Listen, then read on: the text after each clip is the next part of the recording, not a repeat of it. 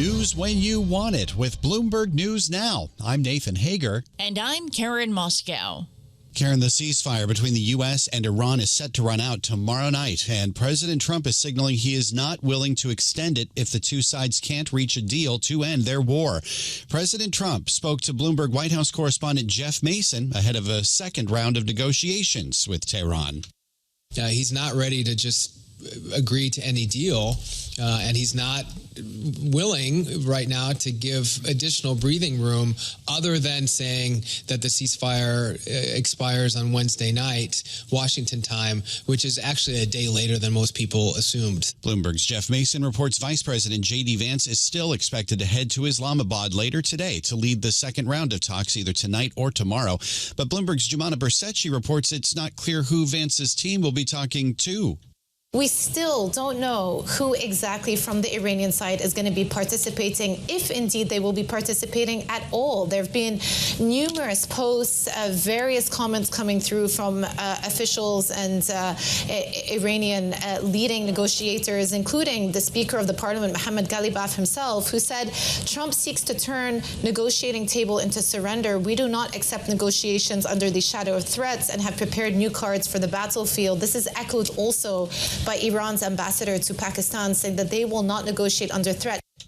Bloomberg's Jumana Bersetchi reports from Dubai that Iranian officials have not explicitly ruled out taking part in talks, but Iran's state-run television is denying unspecified media reports that a delegation has departed for or arrived in Pakistan for the negotiations.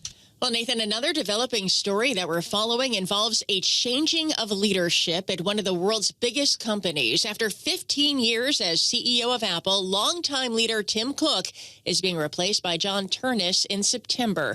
Cook will shift to the role of executive chairman, and Ternus has been the head of hardware engineering since 2021. Mark Gurman covers Apple for Bloomberg. Clearly, Ternus has been the guy for a while now. Obviously, he oversaw the MacBook Neo announcement at the beginning of March. They have been preparing him for this role for several months. Tim Cook asked him to take on responsibility over Apple's software and hardware design teams at the end of last year. If you look at Apple's executive team, Ternus, 50 years old, 15 years younger than Tim, the youngest member of the executive team by far. So they really had no other options. At the same time, Apple has been looking for a product-focused leader, and Ternus is prepared for that.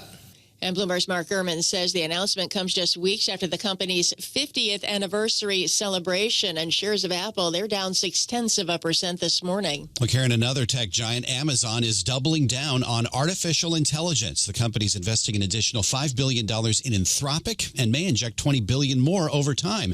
Amazon was already one of Anthropic's biggest backers, with prior investments totaling $8 billion. Anthropic makes the Claude chatbot encoding tool. It plans to spend more than $100 billion over the next 10 years on Amazon's cloud technologies and chips. And checking shares of Amazon in the pre-market, they are higher by almost 3%.